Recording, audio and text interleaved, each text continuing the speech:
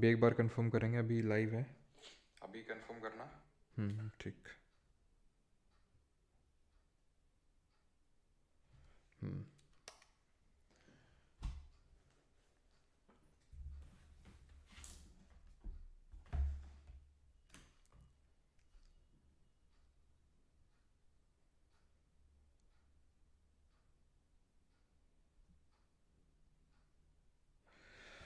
थोड़ा सा आज लेट हो गया, आज मकर संक्रांति के उपलक्ष्य में थोड़ा सा लेट हो गया, खिचड़ी खाने के चक्कर में, फिर खिचड़ी बनने के चक्कर में। हम्म।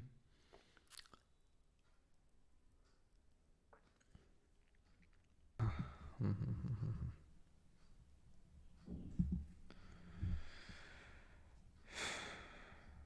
चलो, तो आज हमारा है मुग़ल एम्पायर का लेक्चर नंबर 2। कल हम लोगों ने 3 मुग़ल एम्परर्स के बारे में देखा था, और वो कौन कौन से 3 मुग़ल एम्परर्स थे? बाबर, हिज सन डाबर एंड अकबर। ठीक है, तो बाबर, हुमायूं और अकबर के बारे में हम लोगों ने कल देखा था। और आज हम स्टार्ट करेंगे कहाँ से?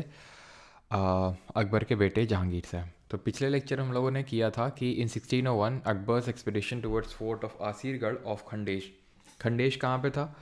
ये एक्चुअल में it was a part of your this Ahmednagar.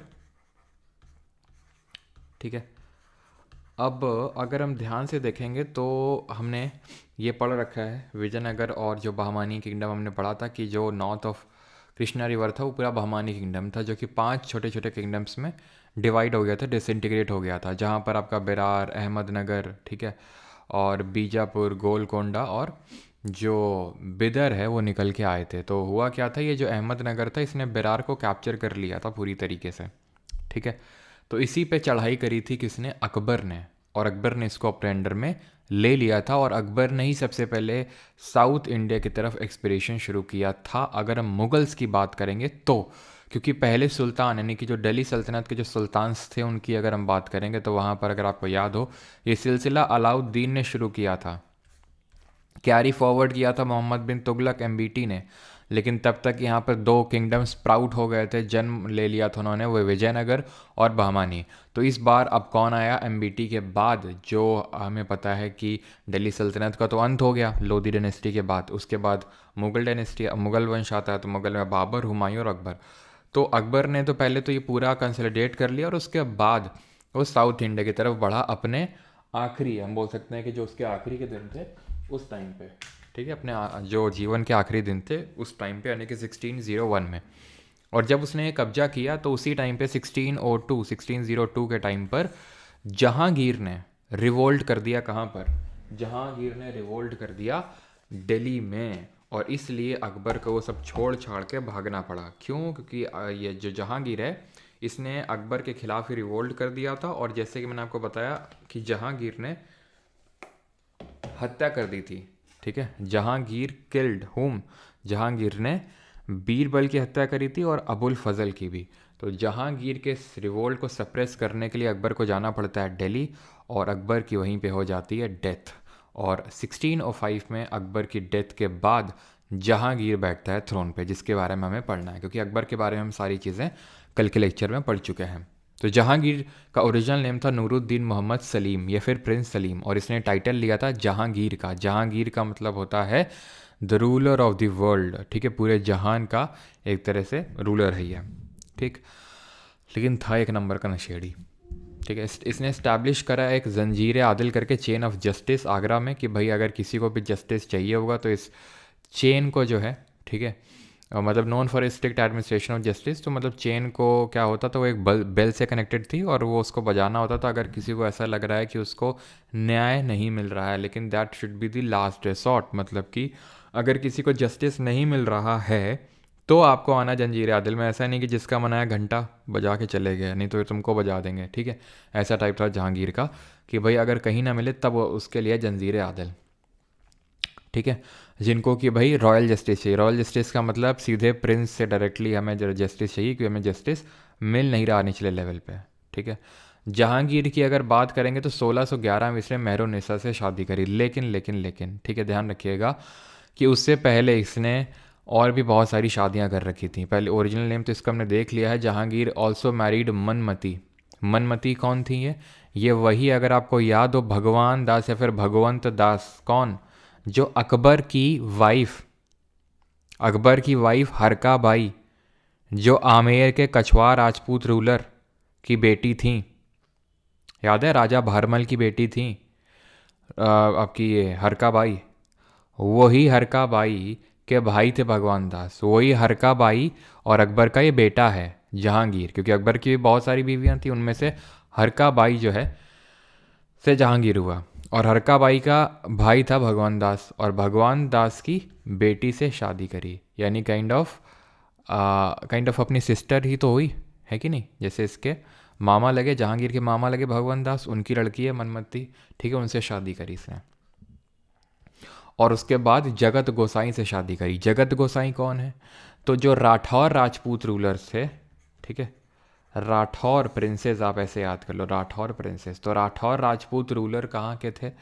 ये थे जो आज का जोधपुर वाला एरिया है, वहाँ के थे राठौर जो प्रिंस थे, ठीक है। तो उनसे शादी करी। और ये जो मेहरुन्निसा वाली है, तो मेहरुन्निसा की अगर बात करेंगे तो एक यहाँ पर शेर अफ़गान, ये बिहार बंगाल वाले एरिया में एक अफ़गान हुआ करता था, तो उसको डिफ़ीट किया था किसने? मुग़ल नोबिलिटी ने। मुग़ल नोबिलिटी मतलब मुग़ल से विद्रोह कर रहा था ये, तो हरा दिया गया शेर अफ़गान। और शेर अफ़गान को हराने के बाद उसकी जो वाइफ है Mehrunnisa, actually Mehrunnisa was from Persia, Iran से। ये इसके जो बाप दादा हैं ये सब यहाँ पर किस लिए आए थे? एम्प्लॉयमेंट की खोज में आए थे कि भाई अकबर के कोड मुग़ल नोबिलिटी में कुछ नौकरी मिल जाएगी। तो फाइनली यहाँ पर इसकी शादी होती शेर अफ़गान से, जो कि पहले एक तरह से सुजरैनिटी एक्सेप्ट किए हुए थे मुग़ल्स की, लेकिन उसने विद्रोह कर दिया शेर अफ़गान ने, तो उसको सप्रेस किया जहांगीर ने। और इसकी जो वाइफ है मेहरुन्निसा, ठीक है, जिसका जन्म माना जाता है कि जब ये लोग आ रहे थे तो बीच में डेजर्ट्स में हुआ था, ठीक है। तो मेहरुन्निसा से इसने फिर शादी करी। मेहरुन्निसा इसकी 20वें नंबर की बीवी थी, 20th। देख रहे हो, ज़िंदगी हो तो ऐसी हो, नहीं तो खैर छोड़ो। तो 20th वाइफ थी, ठीक है, जहांगीर की, और लास्ट भी थी। खैर चलो यहीं पे रुक गया, क्योंकि मेहरुन्निसा काफ़ी सुंदर थी ऐसा बोला जाता है, तो जहांगीर का फिर मन नहीं किया आगे, ठीक है। 1611 में शादी करी थी नूरजहाँ। मेहरून का मतलब होता है सनलाइट। अभी हम देखेंगे कि मेहरानगढ़ का फोर्ट आप लोगों ने सुना भी होगा, तो उसमें मेहरान का मतलब क्या है? सन है। तो वैसे मेहरुन्निसा मतलब यही होता है कि सनलाइट टाइप काइंड ऑफ, ठीक है। She exercise tremendous influence over the state affairs, मतलब कि इतनी ज़्यादा पावरफुल हो गई, धीरे धीरे पावरफुल क्यों हो गई? क्या ऑब्वियस सी बात है, ये वीक हो गया होगा और भाई प्यार में पागल हो गया, ऐसा टाइप हम बोल सकते हैं। एक्चुअल में ये पागल दो कारणों की वजह से हुआ था। एक तो वो जो है मेहरुन्निसा काफ़ी मतलब इसको पसंद थी। दूसरा जो कारण था जहांगीर का वॉज, पिछले लेक्चर में बताया था, he was an excessive drunker, बहुत पीता था। इसके भाई भी यानी कि अकबर के और जो बेटे थे वो भी पीते थे, ठीक है। उनमें से कुछ की डेथ हो गई और कुछ बच गए, जिनमें से एक जहांगीर भी था। तो अगर हम जहांगीर की अगर बात करें तो ये एक्सेसिव ड्रंकर था, जिसकी वजह से धीरे धीरे इसकी हेल्थ डिटेरियोरेट होने लगी, ख़राब होने लगी। और ठीक है, पहले तो जहांगीर के साथ बगल में बैठ के, और धीरे धीरे उसके बाद जब जहांगीर की हालत नहीं रही तो मेहरुन्निसा खुद अकेले ही पूरा स्टेट अफेयर चलाती थी, अकेले ही, जिसकी वजह से इसका कंट्रोल बहुत बढ़ गया, ठीक है। इसी का नाम ही है Nurjahan. Other family members including brother Abul Hasan, Asaf Khan and father were given positions at Jahangir court. तो इनको टॉप पोजीशन दे के रखी थी नूरजहाँ ने, ठीक है। देन इसने यानी नूरजहाँ ने, अब क्योंकि अच्छी पोजीशन मिल गई तो काफ़ी सारी इसने बिल्डिंग्स कंस्ट्रक्ट करवाई। जैसे कि अगर आप यहाँ पर देखें तो the tomb of Itimad-ud-Daulah inlaid with pietra dura decoration at located in Agra. तो आगरा में लोकेटेड है ये इम्तियादुद्दौला। अभी पीतरा ड्यूरा का डिस्कशन करेंगे क्या होता है। तो नूरजहाँ ने बनवाया था अपने फादर की मेमोरी में। काइंड ऑफ ताजमहल जैसा थोड़ा सा लगता है अगर आप ध्यान से देखें तो, है ना, ताजमहल टाइप का ही थोड़ा सा ये अपीयरेंस में है। ताजमहल का जो एक तरह से हम बोल सकते हैं जो इंस्पिरेशन है वो यहीं से ड्रॉ किया गया था, ठीक है। देन ये सराई नूर महल भी नूरजहाँ ने बनाया। सराई क्या होते हैं अगर आपको याद हो, क्या होते हैं सराई, जल्दी से कमेंट करके बताइए। जब मैंने शेरशाह सूरी आपको पढ़ाया था तब सराई के बारे में मैंने आपको एक्सप्लेन किया था कि व्हाट आर सराइज, ठीक है।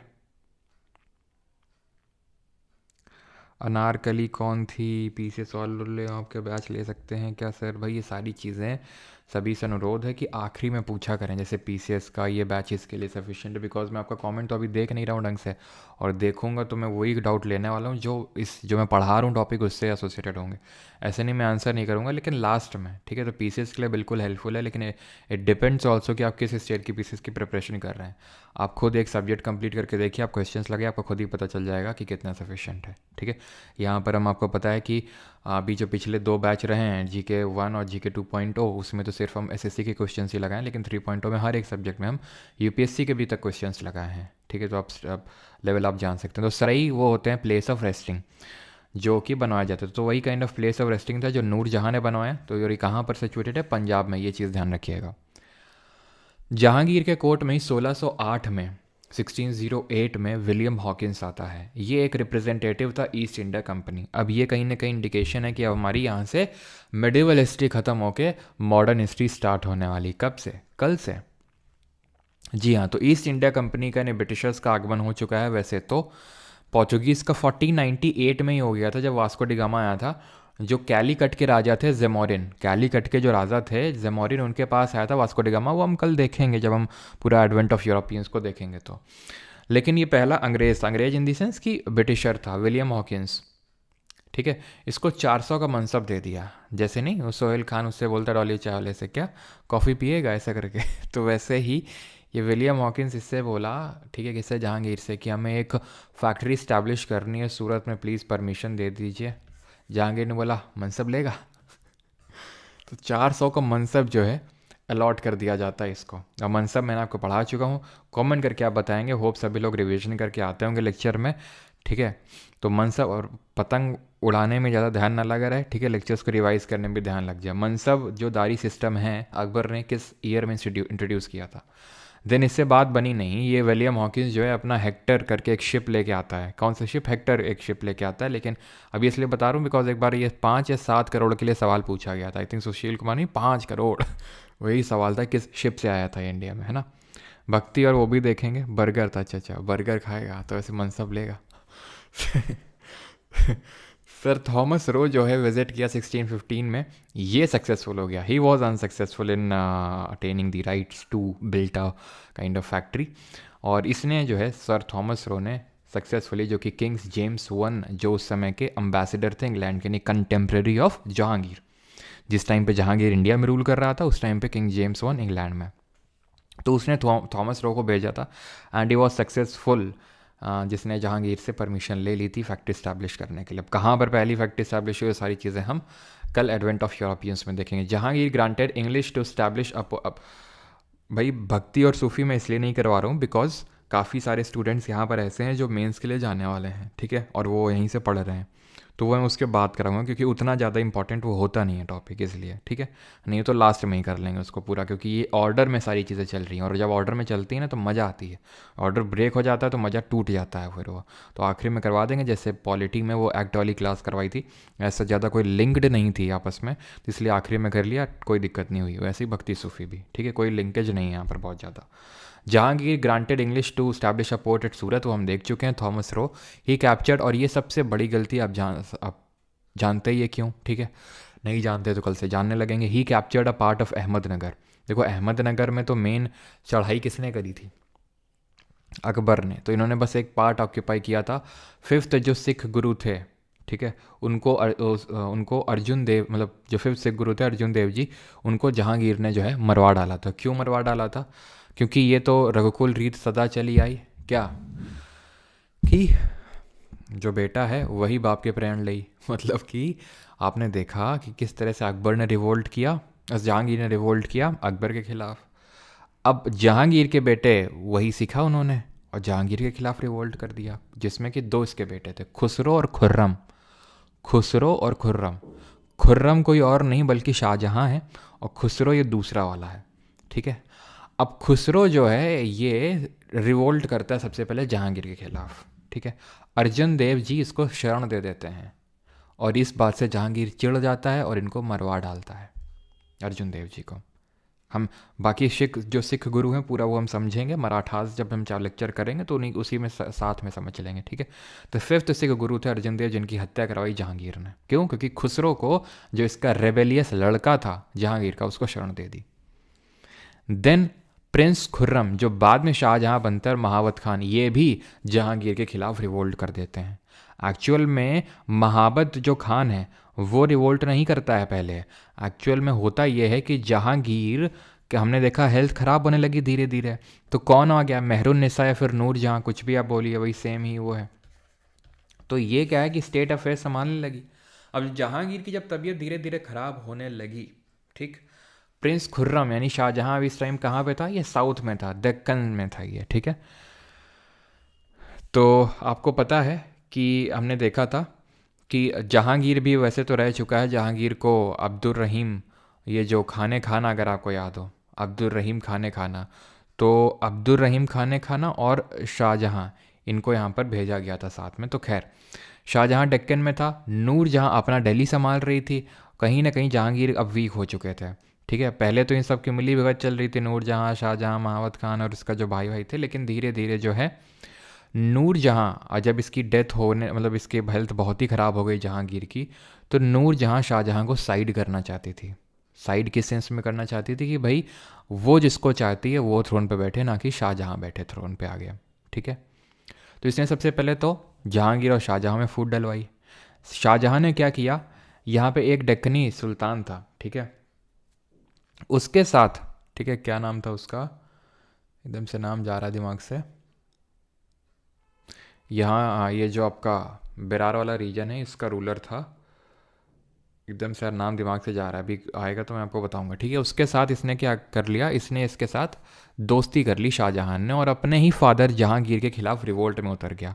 उस रिवोल्ट को सप्रेस करने के लिए महावत खान को भेजा गया, ठीक है। इनिशियली महावत खान ने सप्रेस कर दिया। तो फिर नूरजहां को ये लगा कि भाई महावत खान अब पावर में ना आ जाए, तो उसने ये किया कि भाई महावत खान के साथ दोस्ती करके इसके जो लॉयल नोबल्स थे उनको अपने साइड में ले लिया। तो महावत खान समझ गया ये बड़ी खतरनाक औरत है, इससे साइड करना पड़ेगा। तो इसलिए महावत खान ने अब शाहजहां के साथ मिलकर, दैट इज़ पहले तो प्रिंस खुर्रम ही था वो, उसके साथ मिलके रिवोल्ट कर दिया जहांगीर के खिलाफ। और धीरे धीरे जो है शाहजहां ही थ्रोन का एक्चुअल में कंटेंडर बन जाता है, और वो फिर ये नूरजहां को, इनको भी साइड कर देता है। बिकॉज जहांगीर की डेथ हो गई थी, नूरजहां की भी एज हो गई थी काफ़ी, तो उसने बोला चाची अब तुम लाहौर निकलो, आराम से वहीं रहो और यहाँ जो है हमें संभालने दो।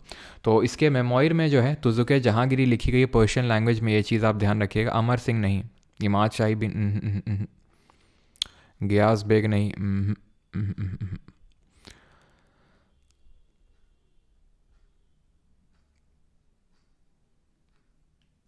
ठीक है। तो नूरजहां को किया साइड किसने? शाहजहां ने। बाकी हमें उससे ऐसे ज़्यादा कोई नूरजहां के बारे में पढ़ने की ज़रूरत नहीं है, ठीक है।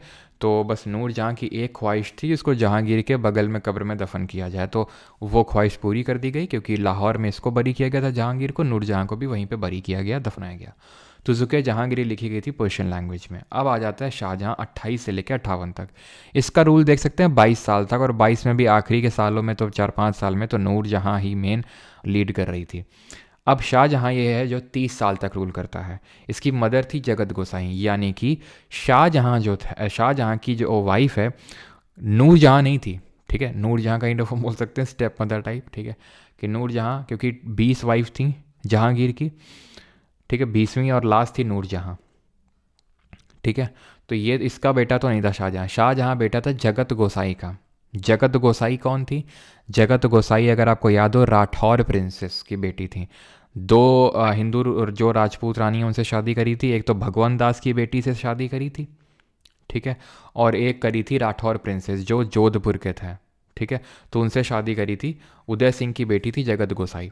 तो वो इसकी मदर थी शाहजहां की, best known for his Deccan and foreign policies.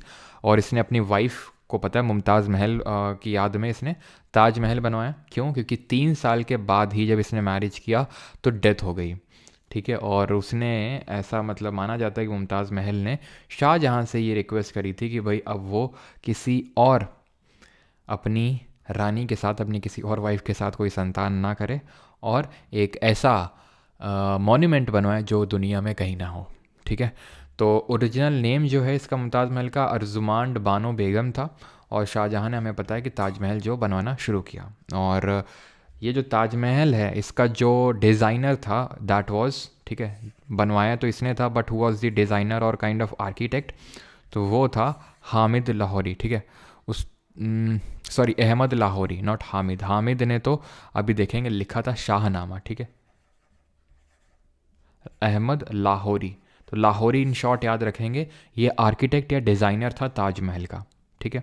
1632 में इसने पोर्चुगीज़ को डिफीट किया, पूरी तरह से अहमदनगर को एनेक्स कर लिया। 1637 में बीजापुर और गोलकोंडा ने इसकी सुजरानिटी एक्सेप्ट कर ली, मतलब ये बोल दिया कि ठीक है मालिक, हम तुम्हारे कोर्ट में आया करेंगे, तुम्हारे सामने सिर झुकाया करेंगे, और वहाँ पे कोर्ट में पेशी दिया करेंगे हर साल तुम्हारे, ठीक है, और तुमको कुछ रेवेन्यू वगैरह भी चाहिए होगा तो भेजते रहेंगे। तो ये होती सुजरानिटी। तो बीजापुर और गोलकोंडा इन्होंने एक्सेप्ट कर ली थी सुजरानिटी। अब आप पूछेंगे बाकियों को क्या हुआ, बेरार बिदर, तो जैसे ने बताया अहमदनगर ने तो बेरार को पहले ही कैप्चर कर लिया था, तो बेरार ऑब्वियस अपने आप ही वो चला गया मुगल्स के हाथों में, और जो बिदर था वो बीजापुर कैप्चर करके रखा हुआ था, ठीक है। तो वो दोनों का ऐसा हुआ। अब बीजापुर गोलकोंडा आगे देखेंगे इनको कौन एनेक्स करता है। His reign is described by French traveller Bernier और टैवर्नियर, ये दो फ्रांसीसी ट्रैवलर थे, इसके टाइम पे आए थे।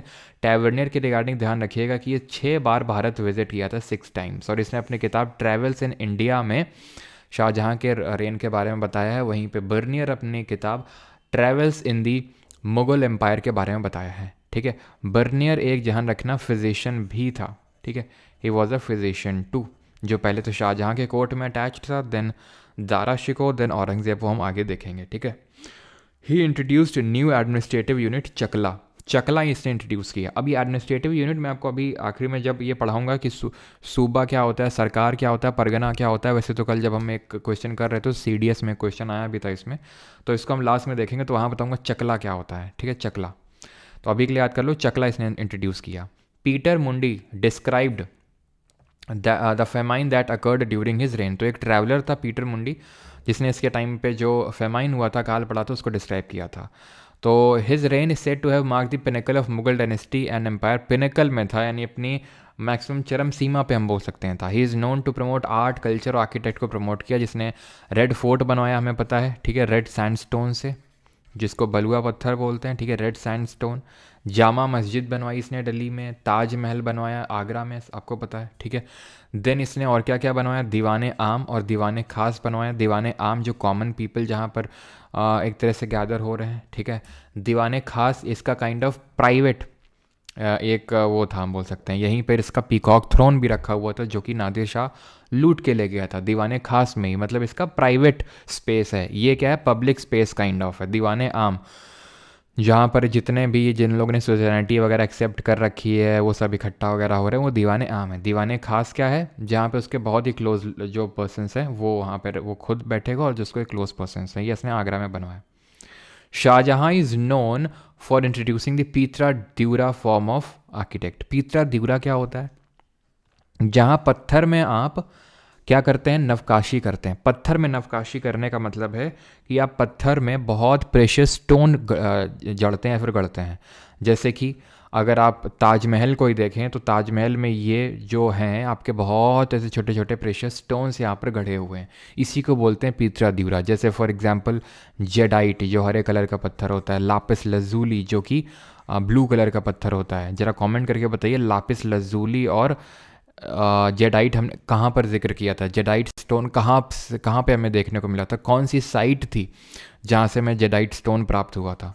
जेडाइट स्टोन हो गया, लापिस लजूली हो गया, जिसमें ट्रेड करते थे इंडस वाली सिविलाइजेशन के लोग मेसोपोटामिया वालों से। तो मेसोपोटामिया जो आज का इराक है, तो वहाँ पर ही देखने को मिलता है ब्लू कलर का स्टोन। जेडाइट ग्रीन कलर का स्टोन, अगर आपको याद हो दाउजली हेडिंग जो ब्रह्मपुत्रा वैली के पास दाउजली हेडिंग पड़ता है, ठीक है, जो कि हमारी एक न्यूलिथिक साइट थी, तो वहाँ से जेडाइट स्टोन हमने देखने को मिला था। तो वो सारे स्टोन्स जो है गढ़े गए हैं, उसी को पीतरा द्यूरा बोलते हैं हम यहाँ पर, और उसी से आपका ताजमहल भी बना है, ठीक।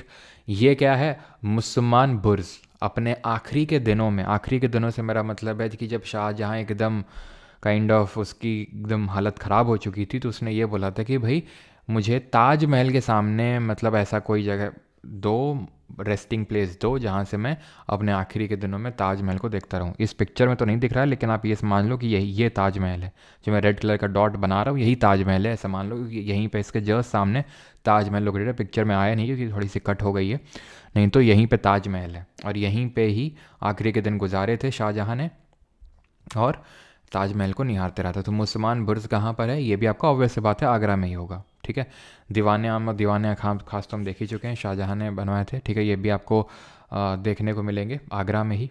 ठीक है, ये क्या है, ये शीश महल, ये भी आगरा में और इसको भी बनवाया था अकबर ने, सॉरी शाहजहाँ ने। ठीक है, शीश महल, शीश क्यों, क्योंकि यहाँ पर अगर आप देखें तो शीशे का महल है पूरा, ये ग्लास हाउस है।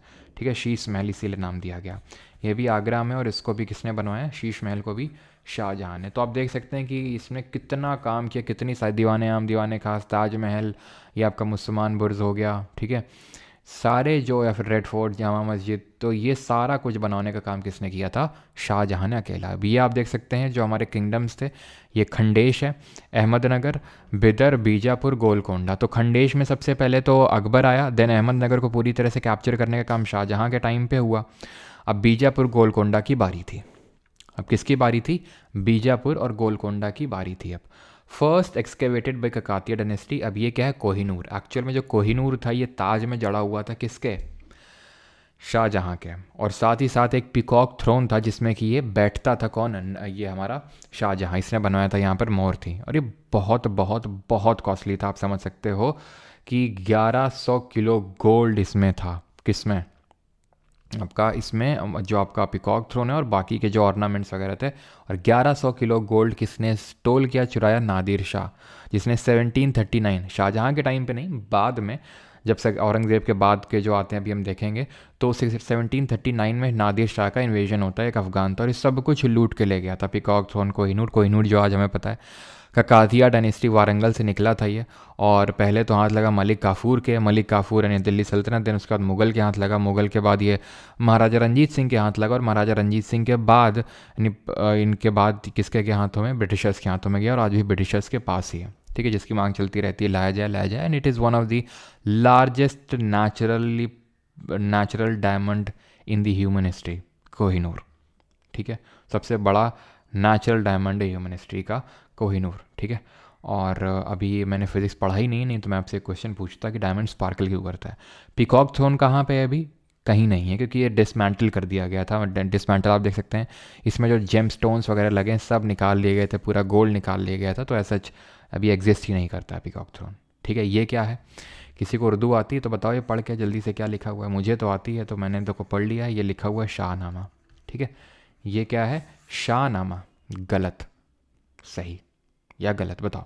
एक्चुअल में शाहनामा नहीं, ये लिखा हुआ है पादशाहनामा। मैं तो टेस्ट कर रहा था कि किसको उर्दू आती है और किसको नहीं आती है। ठीक है, पादशाहनामा या फिर इसी को ही बादशाहनामा भी बोलते हैं। ठीक है, इतनी चीज़ क्लियर, पादशाहनामा या फिर बादशाहनामा। तो ये बुक है अबाउट शाहजहाँ के टाइम की, और इसको लिखा है अब्दुल हामिद लाहौरी ने, अब्दुल हामिद लाहौरी ने लिखा है। ये लाहौरी अलग है, हामिद लाहौरी ये है जिसने कि शाहनामा लिखी, वो लाहौरी अलग था जो इसका आर्किटेक्ट था, किसका, जो ताजमहल है उसका। ठीक है, तो ये चीज़ ध्यान रखेंगे। पादशाहनामा या फिर बादशाहनामा, कुछ भी आप बोल सकते हैं, दोनों सेम ही है, अलग अलग किताब नहीं है। शाहनामा किसने लिखी थी जरा बताना, हु रोट दी शाहनामा। ठीक है, तो बादशाहनामा और पादशाहनामा। तो शाहनामा जो है ये फिरदौसी ने लिखी थी, कब, 11वीं सेंचुरी एडी, जब गजनवी का टाइम पीरियड चल रहा था, अगर याद हो तो उस टाइम पे लिखी गई थी, बिगिनिंग ऑफ द 11वीं सेंचुरी एडी। ये किस सेंचुरी एडी की बात कर रहे हैं हम, तो ये हम बात कर रहे हैं 17वीं सेंचुरी एडी की। ठीक है, और वो 11वीं सेंचुरी एडी में, यानी कि तकरीबन 600-650 साल पहले लिखी गई थी शाहनामा। शाहजहाँ 1657 में his failing health set off war of succession between his जो सन्स थे, जो उसके बेटे थे, उनके बीच में वॉर ऑफ सक्सेशन शुरू हो जाती है, यानी कि थ्रोन पे बैठने की जंग शुरू होती है। इसमें दो प्राइमरी कंटेंडर्स थे, औरंगज़ेब और दारा शिकोह। दारा शिकोह बड़ा था औरंगज़ेब से, शाहजहाँ वही उसी को चाहता था कि दारा शिकोह ही थ्रोन पे बैठे। He formally confirm Dara Shikoh as his heir, granting him the title of Shahzade Buland Iqbal, यानी प्रिंस ऑफ हाई फॉर्च्यून, ये टाइटल दिया, शहजादे बुलंद इकबाल। किसने दिया? शाहजहां ने। किसको दिया? दारा शिकोह को। और दारा शिकोह को बनना था, लेकिन लेकिन लेकिन औरंगज़ेब चाहता था कि वो खुद बने, क्या, थ्रोन पे बैठे। तो इसलिए औरंगज़ेब और ने अब चैलेंज करी दी, हम बोल सकते हैं कि थ्रोनशिप ऑफ दारा शिकोह। और इन दोनों के बीच में बैटल्स होते हैं जिनको वॉर ऑफ सक्सेशन बोला जाता है। तो औरंगज़ेब ने क्या किया? ठीक है, औरंगज़ेब ने यहाँ पर 1658 में, ठीक है, 1658 में बैटल ऑफ धर्मत, सामूगढ़ और देवराई। ठीक है, देवराई आपका जो वाराणसी प्रेजेंट डे वहाँ पड़ता है, वाराणसी। सामूगढ़ आपका पड़ता है आगरा के, प्रेजेंट डे आगरा में। और धर्मत पड़ता है प्रेजेंट डे मध्य प्रदेश में। तो यहाँ पर 3 बैटल्स होते हैं। धर्मत में जो है हेल्प भी मिलती है दारा शिकोह को, ठीक है, राजपूत रूलर्स की, लेकिन जीत नहीं पाते हैं। कौन?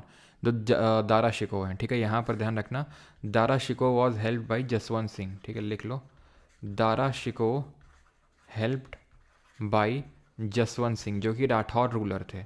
लेकिन औरंगज़ेब हरा देता है दोनों को और खुद थ्रोन पे बैठता है। 1658 में दारा शिकोह की हत्या कर देता है।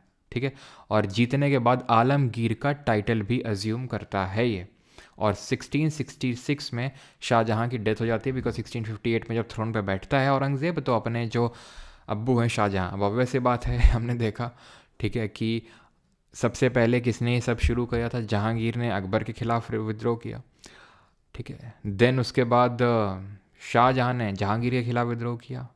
अब औरंगज़ेब ने शाहजहां के खिलाफ विद्रोह किया, और विद्रोह नहीं किया बल्कि एक नेक्स्ट लेवल पे गया, इनको एक तरह से कैप्टिविटी में, जेल में काइंड ऑफ डाल दिया। 1666 में इनकी डेथ हो जाती है, और मुमताज़ महल के जो टूम्ब है, जो कि ताजमहल के अंदर बना हुआ है, उसी के बगल में इनको भी दफना दिया गया। ही captured Guru Tegh Bahadur, 9th Sikh Guru, and executed him. क्यों? क्योंकि उन्होंने इस्लाम धर्म कबूल करने से मना कर दिया था, और ना सिर्फ मना कर दिया था, बल्कि जो ये फोर्सफुल कन्वर्जन्स करवा रहा था, खासकर कश्मीरी पंडितों का, उसको भी इन्होंने रेजिस्ट किया था, उसका विरोध किया था, गुरु तेग बहादुर जो कि 9वें सिख गुरु थे। तो इसलिए औरंगज़ेब ने उन्हें भी मरवा डाला दिल्ली में। ठीक है, दिल्ली में उनको पब्लिकली हैंग किया गया था, सब लोगों के सामने जो है लटकाया, उनका सर कलम किया गया था गुरु तेग बहादुर का, जो आप आज दिल्ली में आई थिंक चांदनी चौक में या फिर जंतर मंतर के पास में, वहीं आई थिंक चांदनी चौक में जो है, वहाँ पर इनको क्या कर दिया गया था? इनको परसिक्यूट कर दिया गया था, ठीक है, औरंगज़ेब के द्वारा। तो 5th सिख गुरु जो अर्जन देव थे, उनको एग्जीक्यूशन किसने किया था? जहांगीर ने किया था। क्यों? क्योंकि खुसरो को, जो रेबेलियस प्रिंस था जहांगीर का बेटा, उसको शरण दे दी थी, और गुरु तेग बहादुर को मरवा दिया था, और जो कि 9 सिख गुरु थे औरंगज़ेब ने, बिकॉज इन्होंने इस्लाम धर्म अपनाने से मना कर दिया था। इसके बाद ये अभी हम नहीं देखेंगे, बिकॉज अभी हम सिख गुरु के बारे में नहीं देख रहे हैं, हम अलग से करेंगे। औरंगज़ेब 1658 से 1707 तक रूल करता है, लेकिन शुरू के 23 साल तो ये, यानी 81 तक तो ये था कंसंट्रेटेड कहाँ पर? पूरी तरह से नॉर्थ इंडिया पे। लेकिन इसके बाद इसको लगा अब नॉर्थ इंडिया में सब कुछ हो ही चुका है, अब साउथ इंडिया में चलते हैं। तो साउथ इंडिया में गया ये, ठीक है। साउथ इंडिया में सबसे पहले तो इसने क्या किया? साउथ इंडिया में सबसे पहले तो इसने लिखा नहीं क्या यहाँ पे, तो ध्यान रखना, ये अभी 1681 के बाद साउथ इंडिया में जाता है, ठीक है। और साउथ इंडिया में इसने कैप्चर किया जो बच गए किंगडम, बहमानी किंगडम से, दैट इज़ बीजापुर और गोलकोंडा। बीजापुर में कौन सी डायनेस्टी रूल कर रही थी और गोलकोंडा में कौन सी डायनेस्टी रूल कर रही थी? जल्दी से बताएंगे कमेंट में, ठीक है। पहले हम लोग इसी सारी चीज़ें देख चुके हैं। तो बीजापुर में अगर बात करेंगे तो इसको यहाँ पर इसने ऑक्यूपाई किया 1687 में, 1686 में इसने मतलब एक तरह से पूरी तरह से अपने अंडर में ले आया, और 1687 में गोलकोंडा को भी हरा के अपने एम्पायर के अंडर में इसने मिला लिया, बीजापुर और गोलकोंडा को। तो ये काम करने के बाद इसका मेन जो एक काइंड ऑफ गले की फांस बने हुए थे वो थे मराठा, ठीक है, जो इसको साउथ इंडिया पूरा कैप्चर नहीं करने दे रहे थे। ठीक है, बीजापुर गोलकोंडा कैप्चर कर लिया था, लेकिन ये वाला पार्ट महाराष्ट्र और उसका सराउंडिंग रीजन अभी भी मुगल्स के हाथ से बाहर था। क्यों? क्योंकि मराठा जो थे, जिस तरह से हमने देखा था यहाँ पर, मेवाड़ के जो सिसोदिया राजपूत रूलर्स थे वो सुजरेनिटी एक्सेप्ट नहीं कर रहे थे। लेकिन एक चीज़ ध्यान रखना, यहाँ पर जो हमने जहांगीर पढ़ा था, ठीक है, तो जहांगीर के टाइम पे जो अमर सिंह थे, हमने देखा था कि एक तो राणा सांगा आए थे, राणा सांगा बाबर के खिलाफ खानवा का युद्ध लड़े, हार गए थे वो। उसके बाद 1576 1576 में हल्दी घाटी का युद्ध लड़ा गया। महाराणा प्रताप ने फिर भी मतलब कैप्चर कर लिया था मुगल्स ने उनका जो कुंभलगढ़ फोर्ट है, लेकिन उन्होंने फिर भी हार नहीं मानी और उन्होंने सुजरेनिटी एक्सेप्ट नहीं करी। ठीक है, वो भाग गए, चले गए वो, लेकिन उन्होंने एक तरह से मुगल्स के अंडर वो नहीं झुके। लेकिन अब फाइनली जहांगीर और जो मेवाड़ का किंगडम है सिसोदिया राजपूत रूलर, अब उनके बीच में काइंड ऑफ अलायंस बन चुका था। अमर सिंह जो थे ऑफ मेवाड़, उन्होंने अब सुजरेनिटी एक्सेप्ट कर ली थी अंडर जहांगीर। ठीक है, ये चीज़ ध्यान रखिएगा, एक्सेप्टेड दी। ठीक है, क्योंकि दोनों का ही वो था। ठीक है, मुगल्स को भी दिक्कत हो रही थी कि ये मेवाड़ तो भाई आ ही नहीं रहा अंडर में, और अमर सिंह यानी कि जो मेवाड़ के राजा थे उनको भी दिक्कत हो रही थी कि बार बार मुगल्स के अटैक फेस करने पड़ रहे थे। तो Amar Singh of Mewar accepted the suzerainty of Mughals, या फिर हम बोल सकते हैं जहांगीर। ठीक है, जहांगीर के टाइम पे इन्होंने ये एक्सेप्ट कर लिया था। तो उसी तरह मराठा भी झुकने के लिए तैयार नहीं थे कि भाई हम इनके अंडर में नहीं झुकने वाले हैं चाहे कुछ भी हो जाए, और औरंगज़ेब झुकाना चाहता था। ठीक है, लेकिन अब हुआ क्या इसमें?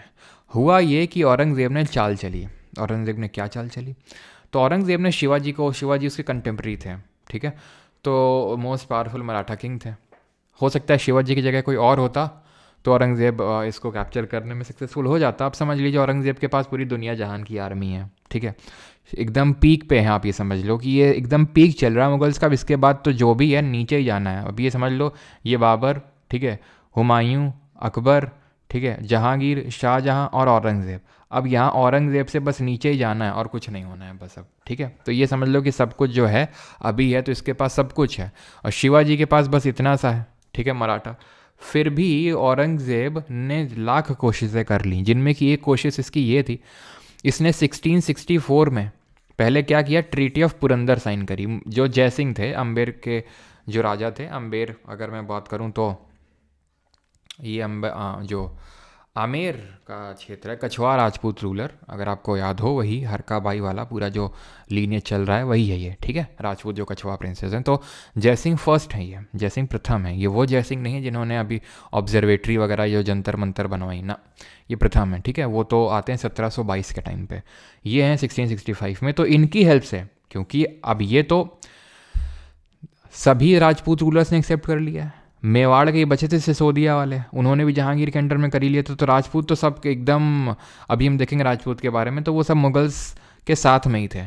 तो जयसिंह और औरंगज़ेब ने क्या किया, औरंगज़ेब ने जयसिंह की सहायता ली और शिवाजी का एक तरह से ट्रस्ट जीता कि भाई आओ यहाँ पर, ट्रीटी साइन करेंगे।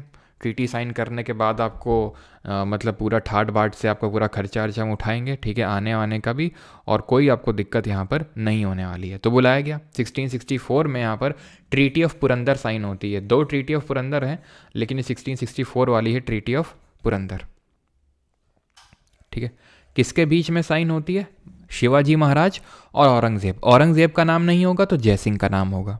ठीक है, या 1665 कर लो, यहाँ पर 1665। ठीक है, 1665 में ट्रीटी साइन होती है इन दोनों लोगों के बीच में, जिसमें कि एग्री किया जाता है कि शिवाजी हेल्प करेंगे मुगल्स की। ठीक है, क्योंकि एक्चुअल में था ये कि जो मुगल्स थे वो अटैक कर रहे थे, ठीक है, शिवाजी पे। जैसे आप आज का यूक्रेन और रशिया वॉर, और समझ लो कि यूक्रेन पे बराबर रशिया, ठीक है, गोले दाग रहा है। यूक्रेन की तरह बेवकूफ़ नहीं थे शिवाजी महाराज। उन्होंने क्या किया, उन्होंने अभी सही समय देखा कि भाई अगर ये कंटिन्यू किया तो इसमें मेरे ही लोगों का, यहाँ पर मेरे लोगों की ही जान जाने वाली है, उन्हीं का नुकसान है। तो अभी ये ट्रीटी साइन कर लेते हैं। ठीक है, तो उसमें ट्रीटी के प्रोविजन हमें ऐसा ज़्यादा डीप में जाने की ज़रूरत नहीं है। और यहाँ तक कि शिवाजी अपने बेटे को भी लेके आए थे यहाँ पर, जिनका नाम था शंभाजी। ठीक है, तो शंभाजी भी साथ में आए थे। ठीक है, लेकिन अब हुआ क्या, हुआ ये कि औरंगज़ेब ने ट्रीटी साइन करवाने के बाद इनका काइंड ऑफ हाउस अरेस्ट कर लिया, या फिर कुछ लोग का बोलना है कि तुरंत ही हाउस अरेस्ट कर लिया। ठीक है, क्योंकि इनको जो ट्रीटमेंट मिला, किनको, शिवाजी को, वो सही ट्रीटमेंट नहीं था। सही ट्रीटमेंट नहीं था, इसका मतलब ये है कि या तो जानबूझ के औरंगज़ेब ने उनको ऐसा इल ट्रीटमेंट दिया। इल ट्रीटमेंट का मतलब है कि जो अपने बाकी के नोबल्स हैं उन्हीं के बीच में खड़ा करवा दिया, जो 3000 4000 मनसब वाले होते थे उन्हीं के साथ में खड़ा करवा दिया। तो ये चीज़ उनको नागवार गुजरी शिवाजी को, और वो माना जाता है कि भाई इस चीज़ को उन्होंने रेजिस्ट किया। ठीक है, विद्रोह किया। विद्रोह ने रेजिस्ट किया कि भाई ये क्या है, कैसा क्या, मतलब तुम्हारे सुल्तान ने हमारे बुला के और ऐसा ऐसा किया और ये हमारे लोगों का अपमान है। तो ये कुछ लोग बोलते हैं, कुछ लोगों का स्टूडेंट्स का मानना है कि हाउस अरेस्ट करवा दिया, कुछ लोगों का मानना है कि भाई इनको भेज दिया गया, ठीक है, आगरा के फोर्ट में आप वहाँ पे रहो आराम से, ठीक है, और वेट किया जा रहा था, इनको काइंड ऑफ वही अरेस्ट टाइप ही कर लिया गया था और वेट किया जा रहा था कि शिवाजी कब कुछ इस तरह की हरकत करें जिससे औरंगज़ेब उनको मार दे। और इससे होगा क्या कि इससे मराठा के जो मराठा जो पीपल हैं वो भी रेजिस्ट नहीं करेंगे, ठीक है, क्योंकि अब ऐसे हम अगर मार देंगे तो ऑब्वियस सी बात है उनका रेजिस्टेंस आएगा। तो वो बस एक वो देखना चाह रहा था कि भाई बस एक काइंड ऑफ एक्सक्यूज़ चाहिए था उसको मारने के लिए। लेकिन शिवाजी भी बहुत तेज़ निकले, उन्होंने, ठीक है, अपना मतलब पूरा उन्होंने वो समझ गए थे कि क्या हो रहा है वो, ठीक है, सारा कुछ हो रहा था, तो उन्होंने वो चीज़ शो केस ही नहीं किया। और उसके बाद उन्होंने जो फलों की टोकरियाँ आती थी, ऐसा बताते हैं, ठीक है, फलों की टोकरियाँ आती थी जाती थी, तो उसी में ही खुद बैठे, बहुत बड़ी बड़ी होती थी वो, और अपने बेटे शंभाजी को उसमें बिठाए, ठीक है। शुरू में तो चेकिंग होती थी ये फलों की टोकरी की, लेकिन बाद में होती नहीं थी, तो उसी टोकरी के थ्रू वो निकल लिए और यहाँ से मतलब इस रास्ते के थ्रू नहीं आए, क्योंकि उन्हें पता था अगर इस रास्ते के थ्रू आएंगे तो ऑब्वियस सी बात है वो पकड़े जाएंगे। तो वो इस रास्ते नहीं कि उल्टा रास्ता पूरा यहाँ से लेके आए थे अपने मराठा किंगडम में शिवाजी। शायद अगर वो दिमाग ना लगाते, चतुराई ना करते, तो शायद कभी वो वापस लौट ना पाते और आराम से औरंगज़ेब जो है यहाँ पर कब्जा कर लेता। मराठा जब हम पढ़ेंगे तो आगे हम शिवाजी के बारे में और चीज़ें और शंभाजी के बारे में और चीज़ें पढ़ेंगे और देखेंगे किस तरह से औरंगाबाद और जिस जगह का नाम पहले था उसका नाम शंभाजी नगर पड़ा, ठीक है। वही आपका, अगर आपको याद हो, देवगिरी जो दौलताबाद बना देन औरंगाबाद बना देन आज शंभाजी नगर है, ठीक है। तो ये ट्रीटी ध्यान रखिएगा, ठीक है, कि कब ट्रीटी हुई थी, कब एस्केप किए थे और कब खुद को की इंडिपेंडेंस वगैरह घोषित कर दिए थे उसके बाद, बस ये चीज़ आप ध्यान में रखेंगे, ठीक है। औरंगज़ेब की अगर बात करेंगे तो हम देख चुके हैं 1686 में बीजापुर अनेक्स किया, 1687 में गोलकोंडा। इसने मुहतासिब को अपॉइंट करके रखा था। मुहतासिब कौन होते थे? रिलीजियस ऑफिसर होते थे। रिलीजियस ऑफिसर वो होते थे जो कि सर एंशियंट हिस्ट्री याद नहीं होती है, जय भवानी जय शिवाजी, यस, ठीक है। तो मुहतासिब रिलीजियस ऑफिसर होते थे, ये देखने के लिए, अगर आपको याद हो, धम्म महामत था। इनकी अपॉइंटमेंट किसने करी थी बताइए जल्दी से? धम्म महामत था, कि लोग धम्मा का फॉलो कर रहे हैं कि नहीं कर रहे हैं, तो अशोक ने, वैसे ही ये मुहतासिब अपॉइंट किया गया था औरंगज़ेब के द्वारा। और इसने फतवाए आलमगिरी लिखी गई थी। सबसे ज़्यादा किताबें जो पर्शियन में लिखी गई थी किसी मुग़ल एम्पर के अंडर में, तो वो औरंगज़ेब ही था। कमेंट करके जल्दी से बताएं अपनी गणित लगा के कि औरंगज़ेब ने कितने साल तक रूल किया। Rule for how many years? He reintroduce the जजिया, यानी कि इसने जजिया को री इंट्रोड्यूस किया जो अकबर ने बंद कर दिया था। यहां तक किसी कोई डाउट होगा तो पूछेगा।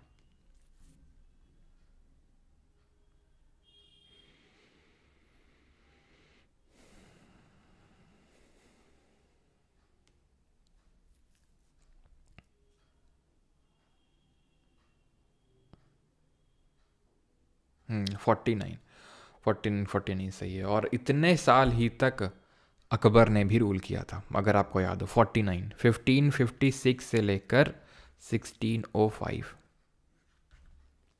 ठीक है। तो उसने भी, अकबर ने भी यहाँ पर लगभग 49 ईयर्स तक रूल किया था। फतवाए आलमगिरी, और यहाँ पे शॉर्टेस्ट तो नहीं पूछेगा बिकॉज अभी आप देखेंगे, ठीक है। तो ये चीज़ क्लियर हो गई। और इंट्रोड्यूस जजिया, डेथ 1707 में हुई थी। अब 1707 में डेथ क्यों हुई थी? हुआ ये था कि हमने देखा 1681 तो ये नॉर्थ इंडिया में रहा 1681 तक, लेकिन उसके बाद ये साउथ इंडिया में चला गया, ठीक है, यहाँ अहमदनगर वाले क्षेत्र में, और परमानेंटली यहीं पे ही रहा, कभी वापस दिल्ली गया ही नहीं। यानी कि लगभग 20 से 25 साल तक दिल्ली जो थ्रोन, मतलब एक था जहाँ एक तरह से रूलर बैठता था, वहाँ पर मुग़ल का कोई किंग बैठा ही नहीं हुआ है।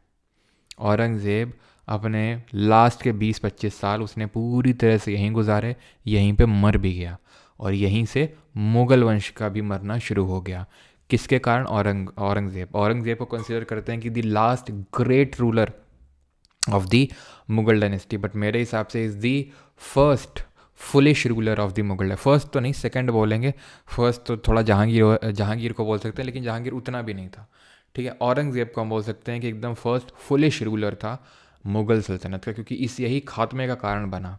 अब आप खुद समझ सकते हैं कि जब दिल्ली के मेन थ्रोन पे ही नहीं बैठा है रूलर, तो जो बाकी के, जो हम बोल सकते हैं जागीरदार थे, खासकर जो राजपूत रूलर्स हैं जिनको बड़ी बड़ी मनसब दे के रखी थी, अब उन्होंने अपनी इंडिपेंडेंस घोषित कर दी। और वैसी बात है, ध्यान तो पूरा उसका साउथ में है, जबकि मराठा जो हैं वो गिव अप करने के लिए राज़ी नहीं है। शिवाजी की डेथ हो गई तो औरंगज़ेब ने उनके बेटे संभाजी जो है उनकी हत्या करवा दी। कैसे? और वो भी मतलब बड़ी निर्मम तरीके से हत्या करवाई। अभी हम देखेंगे अगर नाखून नाखून सब निकाल के। तो इस वजह से जो मराठी पीपल हैं वो और ज़्यादा यहाँ पर आक्रोशित हो जाते हैं, और औरंगज़ेब फाइनली एक्वायर कर नहीं पाता और उसकी डेथ हो जाती है। और इस चीज़ को औरंगज़ेब भी एक्सेप्ट करता है कि ये मेरी सबसे बड़ी भूल थी साउथ में आना। ठीक है, तो ही री इंट्रोड्यूस्ड, जैसे जैसे हर्षवर्धन नर्मदा रिवर के बैंक्स में आ रहे, तो ऐसा थोड़ी ना कि वहीं पे ही बैठ गया ऐसा करके कुछ। तो ये ध्यान रखना कि ये 1707 में यहीं पे इसकी डेथ हो जाती है। कहाँ पर? जो औरंगाबाद करके जो आज संभाजी नगर है वहाँ पर, जो खुलदा बेद करके जगह है, यहाँ पर इसकी कब्र बनी हुई है।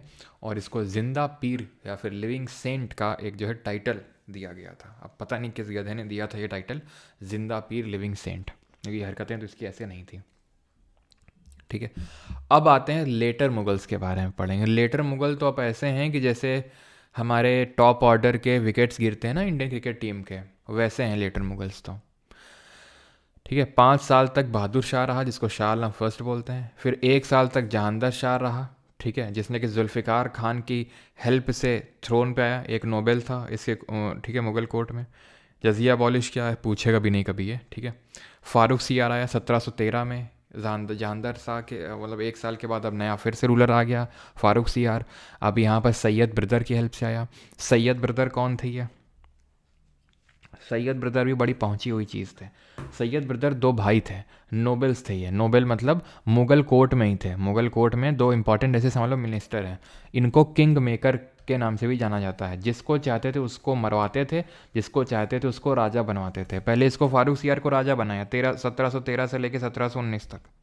ठीक है, फिर इसी को मरवा भी डाला, इसी को मरवा भी डाला। किसको? फारूक सियार।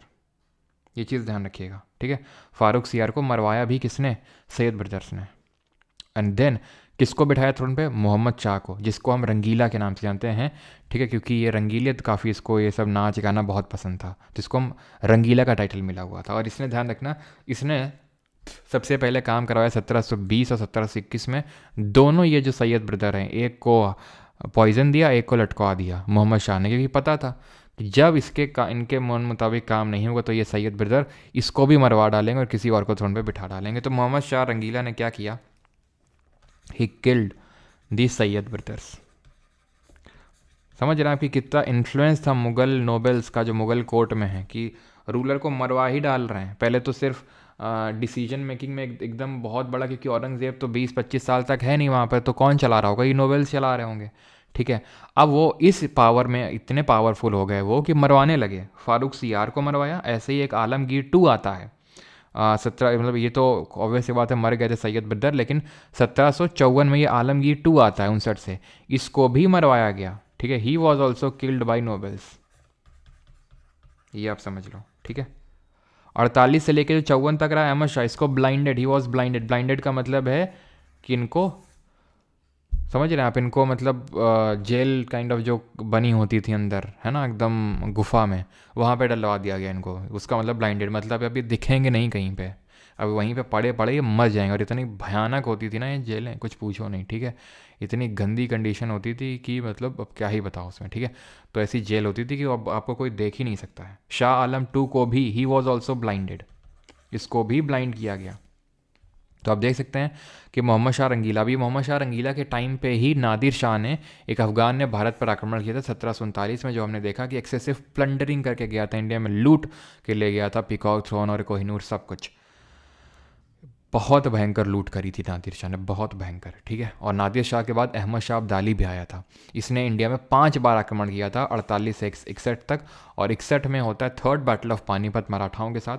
वह मराठा जब पढ़ेंगे तो वहाँ पर देखेंगे। और यहीं से ही अहमद शाह अली का भी अंत हो जाता है। ऐसा नहीं कि वो हार जाता है, जीत जाता है, लेकिन अब उस हालत में नहीं रहता कि फिर से अटैक कर पाए। तो इंडिया में 5 बार अटैक किया अहमद शाह अब्दाली ने, 48 से लेकर 61 के टाइम पर। और इस टाइम पर रूलर कौन था? अहमद शाह था, आलमगीर 2 भी था और शाह आलम 2 भी था। देख सकते हैं कि कितने जल्दी जल्दी विकेट्स गिर रहे हैं इनके। ठीक है, अकबर 2 ही था जिसने कि राजा राम मोहन रॉय को राजा का टाइटल दिया था। और बहादुर शाह जफ़र द सेकंड ये लास्ट मुगल रूलर था, बस इतना ध्यान रखना। ठीक है, लास्ट मुगल रूलर था ये, बहादुर शाह जफ़र दी सेकेंड।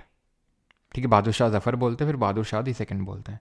तो हमें जो लेटर मुगल्स हैं उनके बारे में सिर्फ हमें पढ़ना है तो फ़ारूक सियार, हम फ़ारूक सियार का जिक्र कल भी करेंगे क्योंकि इसने एक गोल्डन फरमान इशू किया था, तो इसका नाम थोड़ा सा ध्यान रखना कि फ़ारूक सियार कौन है।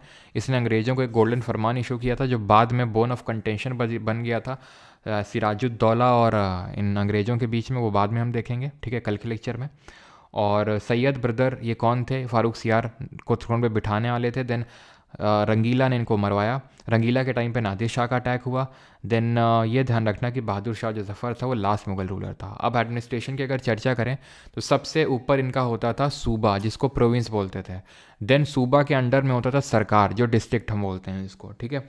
और ये सरकार होती थी फौजदार के अंडर। फौजदार एक तरह से फौजदार होता था मिलिट्री कमांडर, ठीक है, जो मिलिट्री देखता था, ठीक है। और रेवेन्यू कलेक्टर कौन होता था, अमल गुजार। अभी ऑफिसर्स के बारे में भी अभी हम देखेंगे, ठीक है। ये सरकार के अंडर में होता था एक परगना, और परगना के अंडर में होता था एक गांव। परगना को मैनेज करता था सिकदार, ठीक है। उसके अंडर में कानूनगो होते थे, कानूनगो रेवेन्यू कलेक्टर होते थे, आज भी आप सुनते हैं कानूनगो, है ना। और एक जो गाँव होता था वो मुकद्दम के अंडर में होता था, जो विलेज हेडमैन होता था, गाँव का मुखिया होता था। अब इसी सूबा और सरकार के बीच में ही वो जो हमने देखा था, अगर आपको याद हो, शाहजहां ने जो इंट्रोड्यूस किया था एक नई यहाँ पर administrative unit, and that was चकला। तो चकला जो है ये सूबा और सरकार के बीच की यूनिट थी। बस ये थोड़ा सा ध्यान रखिएगा, अगर पूछेगा तो यही पूछेगा कि किसने इंट्रोड्यूस किया और किसके बीच का था ये, ठीक है, चकला। क्लियर है यहाँ तक।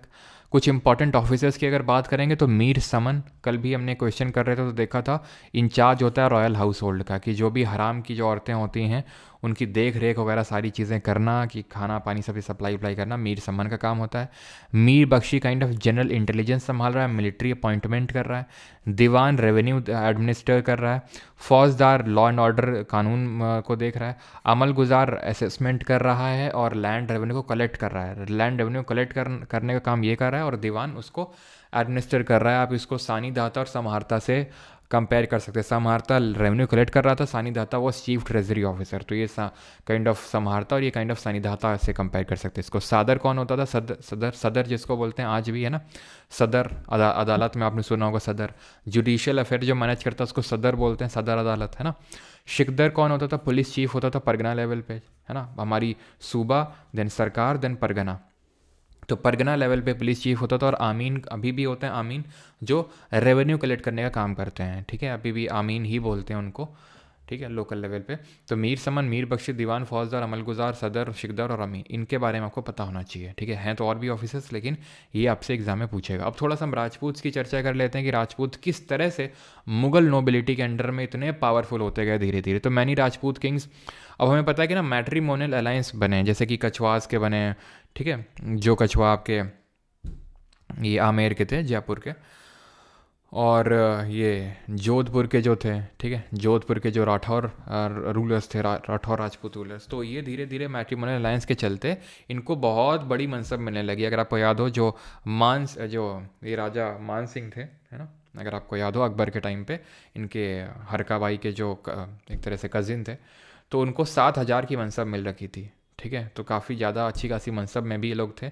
और धीरे धीरे ये लोग वतन और जागीर मिलने लगी। वतन का मतलब होता है एक बहुत बड़ा पार्ट ऑफ लैंड जिसको पूरी तरह से एडमिनिस्टर करने का एक तरह से पूरी ऑटोनॉमी होती है वहाँ पर आपको, ठीक है।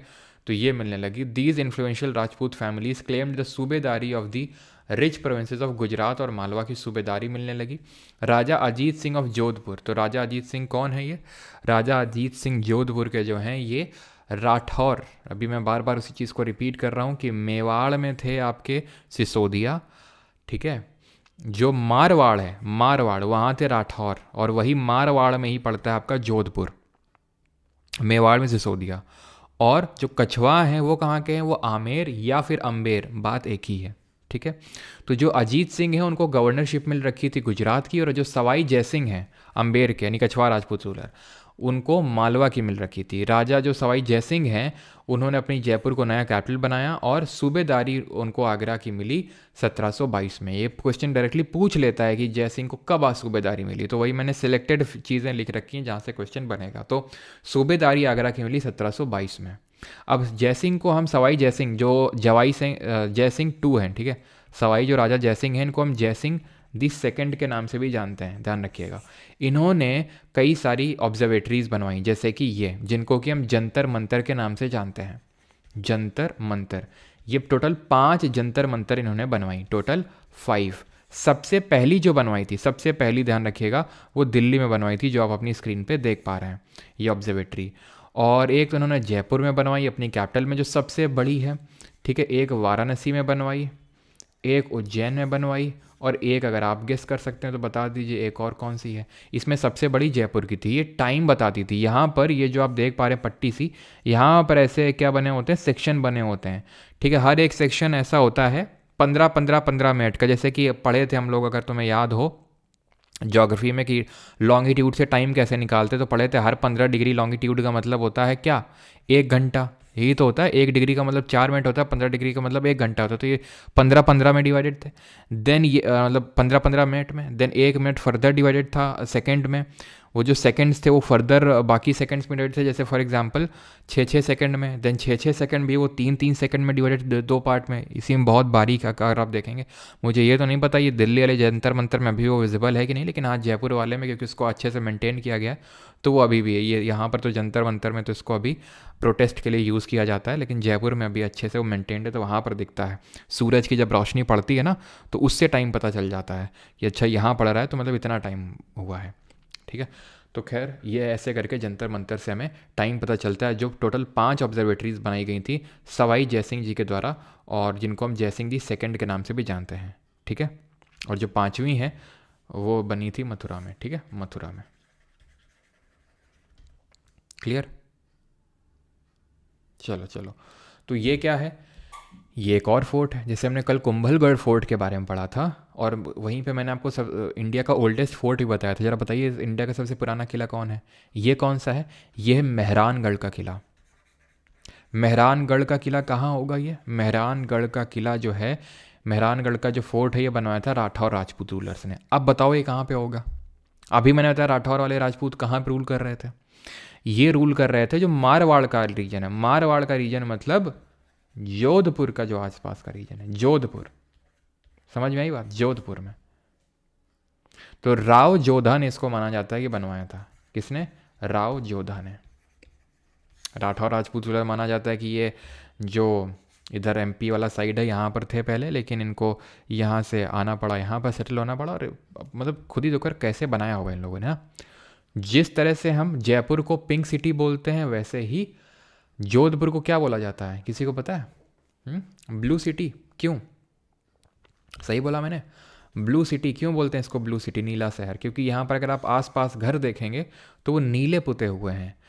पहले से ही क्या होता था, जो ब्राह्मण लोग होते थे वो अपने घर नीले पुतवाते थे अलग दिखने के लिए। आज भी वही प्रथा चलती है, तो ये नीले नीले अपीयर होते हैं, ब्लू सिटी इसलिए बोलते हैं इसको, ठीक है। सर मेरे को नागा साधु बनना, करण चौधरी। बेटा किसी दिन मिलो हमसे अकेले में, ठीक है। मेहरानगढ़ फोर्ट तो मारवाड़ में है ये मेहरानगढ़, ठीक है। बस आपसे ये पूछेगा और तो ज़्यादा सच कुछ इससे क्वेश्चन बनेगा नहीं, तो ये चीज़ ध्यान रखिएगा। और ये मेहरानगढ़ फोर्ट और ये जो जंतर मंतर है, मुगल आर्किटेक्चर में इससे पहले डिस्कस कर चुके हैं। बाकी थोड़ा हम और डिस्कस कर लेते हैं। जैसे कि ये सलीम चिश्ती की टूम्ब है, ठीक है, redone by in marble by Jahangir. Is the first Mughal building in pure marble, पहली मुगल बिल्डिंग है जो प्योर मार्बल में बनी हुई है। Palace of Birbal, palace of Tansen और also inside the Fatehpur Sikri. तो हमें पता है कि शेख सलीम चिश्ती वही हैं जिनके पास अकबर गए थे कि कोई बेटा नहीं हो रहा, जहांगीर देन पैदा हुआ था, ठीक है। ये है मोती मस्जिद लाहौर की जिसको जहांगीर ने बनवाया। ये है मोती मस्जिद आगरा की जिसको शाहजहां ने बनवाया। और ये है मोती मस्जिद रेड फोर्ट के अंदर दिल्ली में जो कि औरंगज़ेब ने बनवाया। लाहौर का जहांगीर ने, जो लाहौर में आज दफन भी है। आगरा की शाहजहां ने, जो कि शाहजहां भी आगरा में ही ताजमहल में ही दफन है। और ये जो औरंगज़ेब है ये मोती मस्जिद इसने बनवाई दिल्ली में। 3 मोती मस्जिदें 3 अलग अलग रूलर्स ने 3 अलग अलग डिफरेंट लोकेशंस पर बनवाई। ये है एकमात्र इस तरह का मॉन्यूमेंट जो कि बनवाया गया औरंगज़ेब के बेटे आज़म शाह के द्वारा, बिल्ड बाई औरंगज़ेब सन आज़म शाह, ध्यान रखना, ठीक है।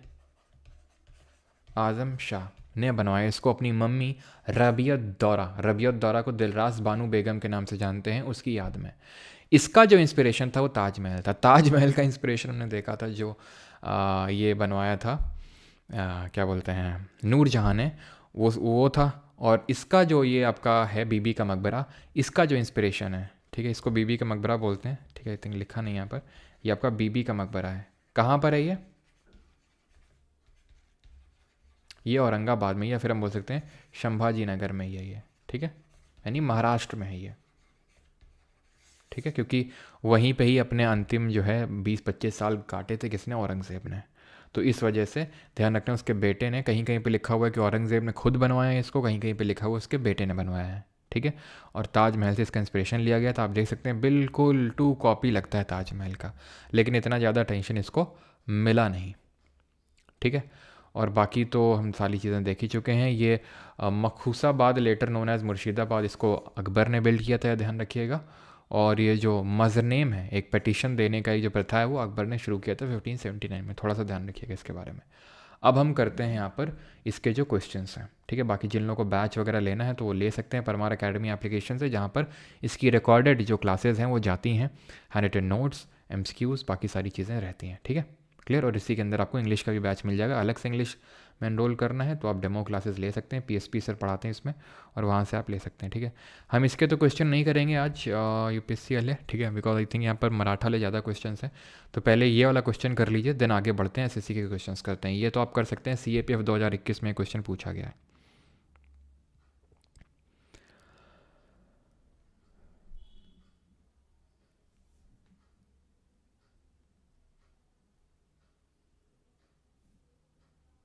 शीश महल, ये जो मैंने आपको बताया ये आगरा वाला है, जो कि शाहजहाँ ने बनवाया है, ठीक है,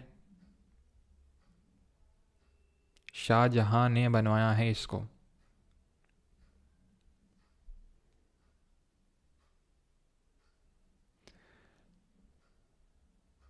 लाहौर फोर्ट को अकबर ने बनवाया था,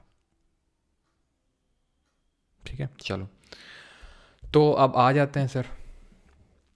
not correctly matched, Imad Shahi Berar के थे, कुतुब शाही गोलकोंडा, याद है आपको, है ना, जो गोलकोंडा फोर्ट है बीच, है ना।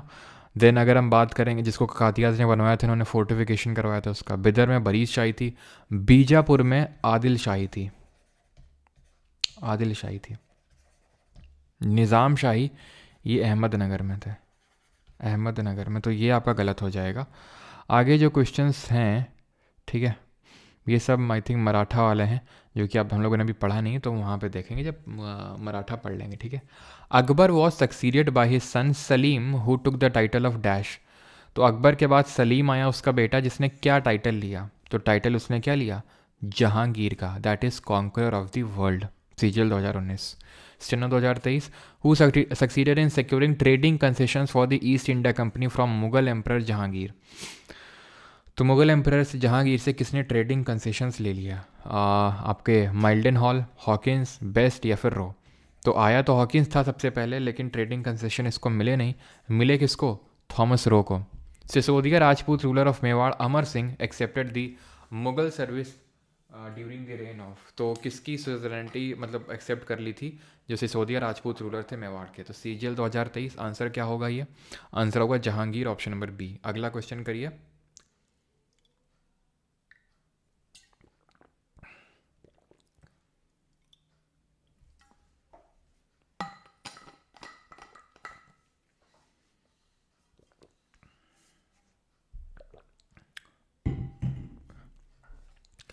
Who among the following wrote the biography of Jahangir known as Iqbal nama e Jahangiri?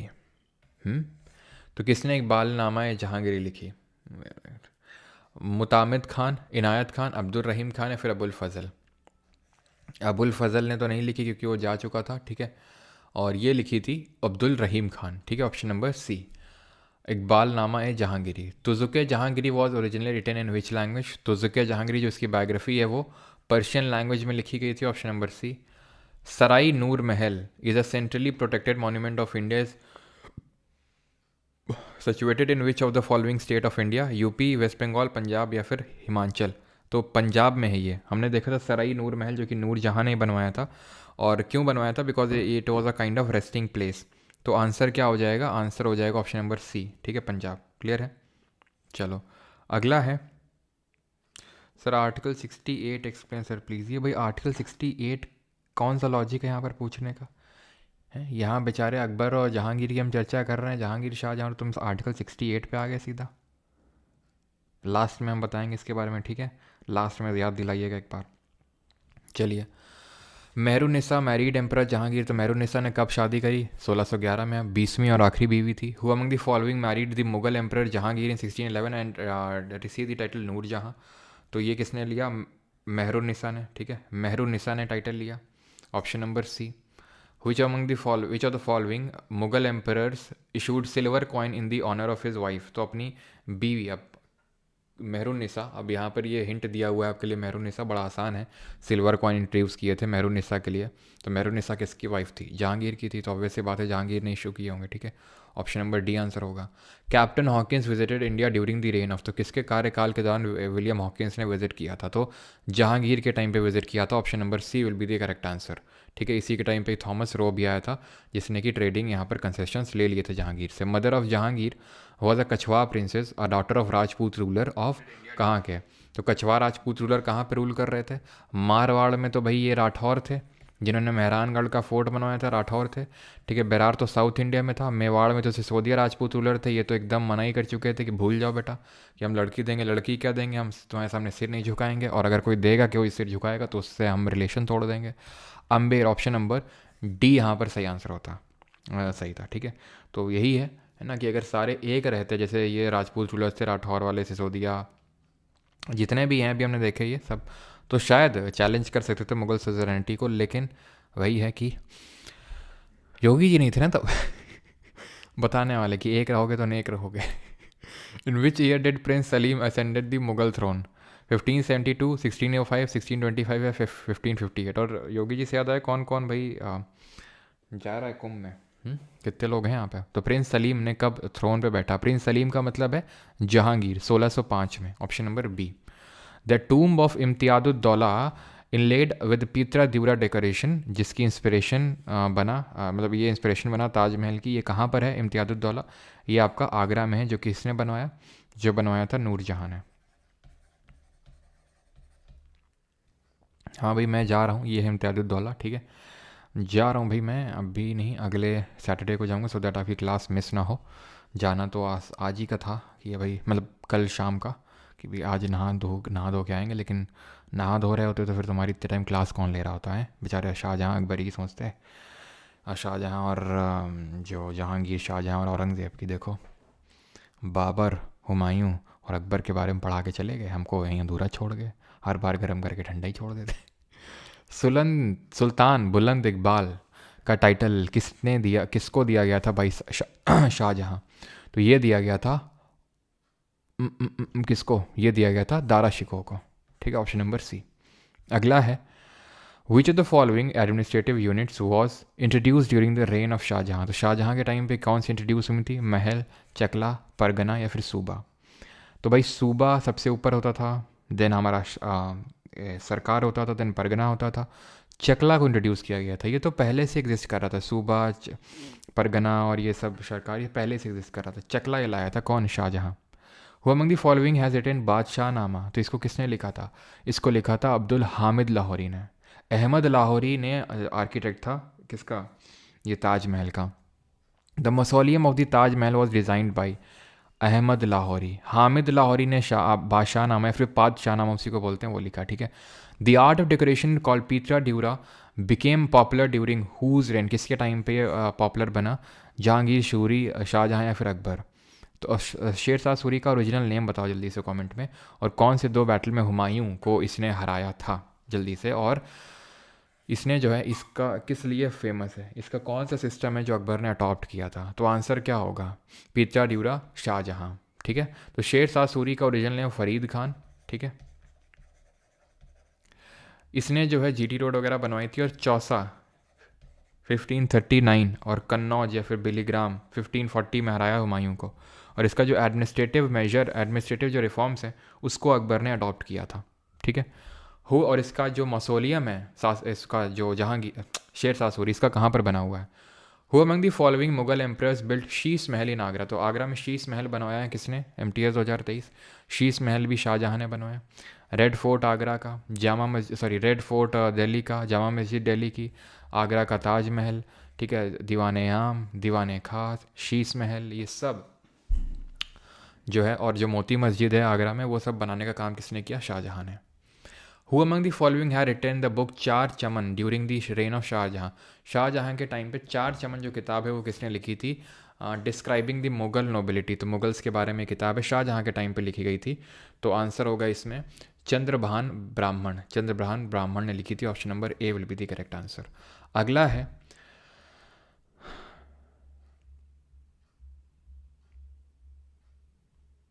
जो किताब है वो किसने, ठीक है। अगला है among the following Mughal princes allied with the Malik Ambar and revolted against his father? यही वो नाम है जो मैं भूल रहा था, मलिक अंबर। तो किसने किया था? शाहजहाँ मिल गया था मलिक अंबर के साथ, विद्रोह कर दिया था अपने पापा के खिलाफ। और जब ये थ्रोन पे आया था ना शाहजहाँ, इसने सबसे पहला काम तो इनको नूरजहाँ को बोला, चच्ची तुम निकल लो यहाँ से।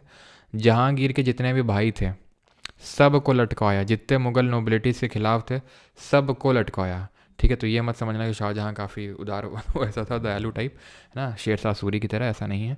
इसने जहांगीर के जितने भी भाई हैं सबको लटकाया, और जितने भी नूरजहाँ के रिलेटिव हैं सबको लटकाया एक दिन, ठीक है। वो ये था कि रिस्क लेने के मूड में नहीं था। तो यहाँ पर मैं लिख देता हूँ, जो वहाँ पर गैप खाली था, तो मलिक अंबर के साथ ये मिला था, ठीक है। हाँ जी, हाँ जी।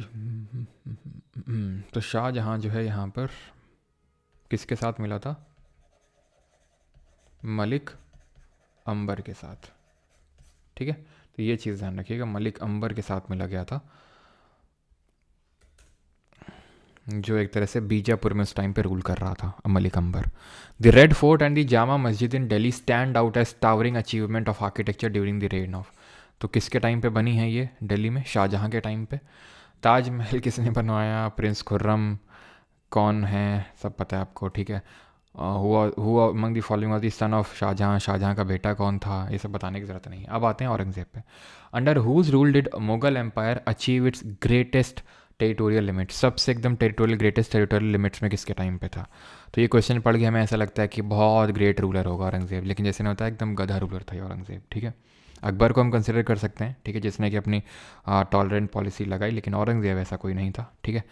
ऑप्शन नंबर बी आंसर होगा। Who among the following was the successor of Mughal emperor Shahjahan to the throne? तो शाहजहाँ का सक्सेसर कौन था थ्रोन पे?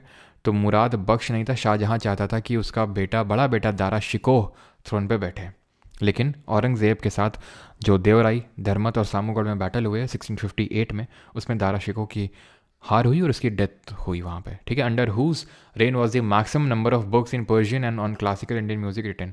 तो किसके टाइम पे सबसे ज़्यादा बुक्स लिखी गई? तो ये औरंगज़ेब के टाइम पे लिखी गई। Option number D. Which Mughal emperor has attempted to vandalise the Kailash temple at Ellora? तो किसने कैलाश टेम्पल को वैंडलाइज किया था? तो ये भी गधे औरंगज़ेब ने ये किया था। कैलाश टेम्पल ज़रा बताएंगे किसने बनवाया था? Who built the Kailash temple at Ellora? और वो उसके बारे में क्या ऐसी इंपॉर्टेंट चीज़ है? तो हम पढ़ चुके हैं। इंपॉर्टेंट चीज़ तो ये है कि जो कैलाश टेम्पल है इसको बनवाने का काम किया था कृष्णा द फर्स्ट ने, जो राष्ट्रकूट डायनेस्टी के रूलर थे। और ये वर्ल्ड का largest monolithic rock cut temple है। मोनोलिथिक का मतलब है कि एक ही स्टोन से बना हुआ है। इसको तोड़वाने की कोशिश करी ये एक पूरी मतलब स्टोन थी, इसको ऊपर से ऐसे काट काट के बनाया गया शिव टेम्पल है, शिव कैलाश है ना। और ये जो गधा है औरंगज़ेब, इसने तोड़वाने की कोशिश करी लेकिन कुछ करवा नहीं पाया, बेटा कंफ्यूज हो गया। ये जैसे नहीं एक एडवर्टाइज आता था, भैया ये दीवार टूटती क्यों नहीं है वैसे ही औरंगज़ेब बेचारा, भाई ये दीवार टूटती क्यों नहीं है, ये मंदिर टूटता क्यों नहीं है।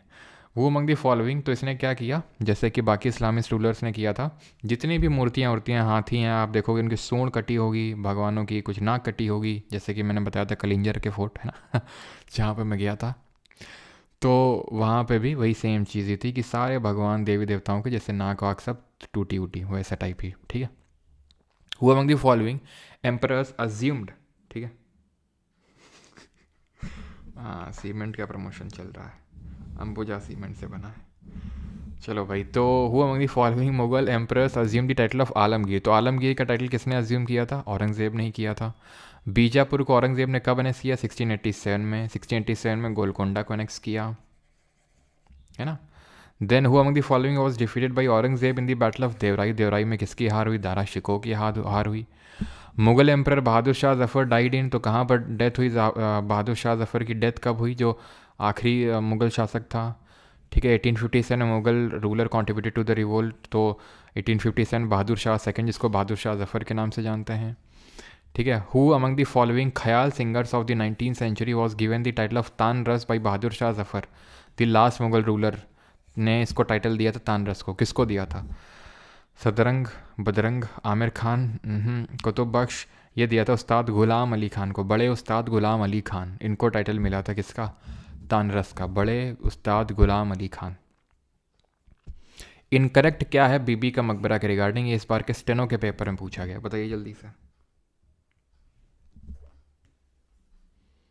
परमार सर कलिंजा वाले। ये सही था गुरु।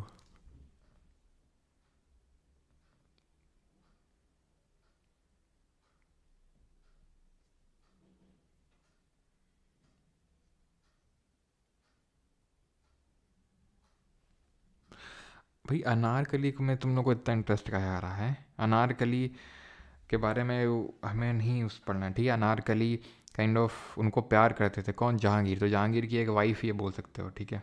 लेकिन वाइफ तो नहीं थी, तवाइफ थी। तवाइफ का मतलब जानते हैं? तवाइफ का मतलब होता है कोटिसान। कोटिसान का मतलब है कोर्ट में एक ऐसी थी जिसको बहुत प्यार करते थे। कौन? प्रिंस सलीम यानी जहांगीर।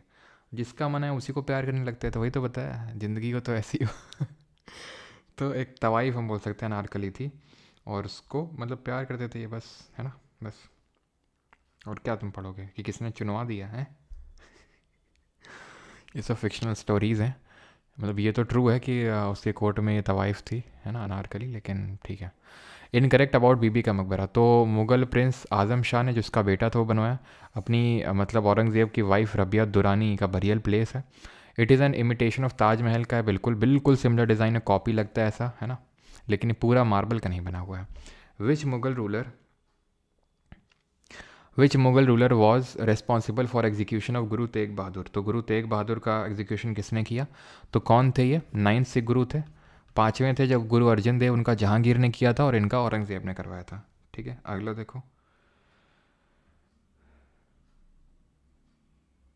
तो क्या इंडिया ने आउटसाइड इंडिया अटैक नहीं की थी? नहीं। अब देखो, उस टाइम पे इंडिया जैसा हमें कोई कॉन्सेप्ट होता नहीं था। अब जैसे ये राजपूत रूलर हैं, रूल कर रहे हैं एक अपने पर्टिकुलर पार्ट में, तब थोड़ी इनको था कि यार हम लोग एक इंडिया हैं, ये लोग फॉरेन से आ रहे हैं, इनको ऐसा अटैक करते नहीं। वो तो अभी बाउंड्री बन गई, तो आपको लग रहा है कि यार ये जो प्रोविंस है ये इंडिया का पार्ट है, ये तो मतलब ये क्यों नहीं यहाँ पर फॉरेन अटैक, ये तो यहाँ से आए, ये तो आज का हिस्सा नहीं है, तो आज का अफ़गानिस्तान है, तो फॉरेन है। तो तब नहीं होता था ना। अब जैसे मान लो तब ये कोई रूलर है, ठीक है, मान लेते हैं कि मारवाड़ के राजा हैं, ठीक है। अब इनको, इनके लिए तो यही उनका देश है ना।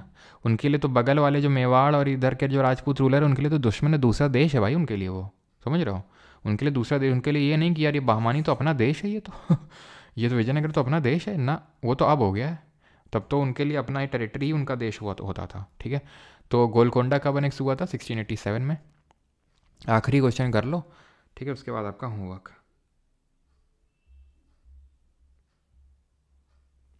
सर आप इनकी वाइफ की फ़ोटो क्यों नहीं लेकर आते हैं? अरे भाई, वाइफ की फ़ोटो क्या करोगे देख के? हैं।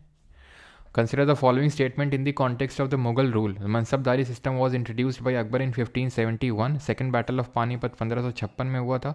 Maharana Pratap Singh of Mewar was a contemporary of Babar के कंटेम्प्रेरी थे। गलत है, अकबर के कंटेम्प्रेरी थे। तीसरा गया, ठीक है। दूसरा अपने आप सही हो गया, पहला वाला मनसबदारी। तो मनसबदारी 1571 में आया, तो ऑप्शन नंबर बी सही है। मनसब एक रैंक होती है। हाईएस्ट और लोवेस्ट मनसब बताओ जरा कमेंट में जल्दी से। Who among the following sign the treaty of Allahabad यार जब अंग्रेज़ों के बारे में पढ़ेंगे तो देखेंगे आंसर यहाँ पर ऑप्शन नंबर बी होगा वैसे, लेकिन अभी पढ़ा नहीं हमने, ठीक है। सेकेंड लार्जेस्ट डोम कौन सा है पूरे वर्ल्ड का? कौन सा है? गोल गुम्बद याकूत ऑफ दाबुल ने बनवाया था इसको, ठीक है, जिसको कि किस डायनेस्टी के द्वारा बनवाया गया था? जल्दी से गोल गुम्बज को। और लास्ट क्वेश्चन करिए, अच्छा ये तो अभी किया नहीं है। बैटल ऑफ बन्नी घाटी कब लड़ा गया? तो ध्यान रखना, जो बैटल ऑफ बन्नी घाटी है कोई और नहीं बल्कि बैटल ऑफ राक्षसी तांगड़ी है, जो कि कोई और बैटल नहीं बल्कि बैटल ऑफ तालीकोटा है, तांगड़ी, ठीक है, जो कि तालीकोटा का बैटल है, वही है आपका जो 1556 में लड़ा गया, ऑप्शन नंबर बी, ठीक है। बाकी आप करेंगे, बाकी निज़ामुल मुल्क ये सब अभी में पढ़ा नहीं है, जब हम पढ़ेंगे तब करेंगे, ठीक है। निज़ामुल मुल्क असफ जा ये सब हम पढ़ेंगे कल के लेक्चर में, ठीक है, जहाँ पर हम एडवेंट ऑफ यूरोपियंस यानी कल से हमारी मॉडर्न हिस्ट्री स्टार्ट हो रही है, ठीक है। मान सिंह के पास हाईएस्ट था और कोका सिंह के पास भी था 7,000 और लोवेस्ट 10 हुआ करता था, ये अकबर के टाइम की बात है, ठीक है। लोवेस्ट 10 ही हुआ करता था, लेकिन हाईएस्ट जो है अभी ये रिसेंट में आपका एक एग्ज़ाम में क्वेश्चन बना तो उसमें 10,000 आंसर था, ठीक है। तो 10,000 ध्यान रखना, उसमें अकबर नहीं था क्वेश्चन में कि अकबर के टाइम पे हाईएस्ट कितनी थी, इसलिए उसने 10,000 माना था। तो आप भी 10,000 ही याद रखेंगे, क्योंकि कई बार होता है क्या, जो एसएससी बोलता है वो हमें याद करना होता है कि कल को अगर मान लो एसएससी ने कुछ और बोला तो हम चैलेंज कर पाएंगे कि भाई तुमने ही तो पहले आंसर की में दिया था, तो इसलिए मैं बस बोलता हूँ, ठीक है। मोती मस्जिद में क्या खास है? ऐसा कुछ खास तो कुछ ऐसा बहुत ज़्यादा है नहीं उसमें।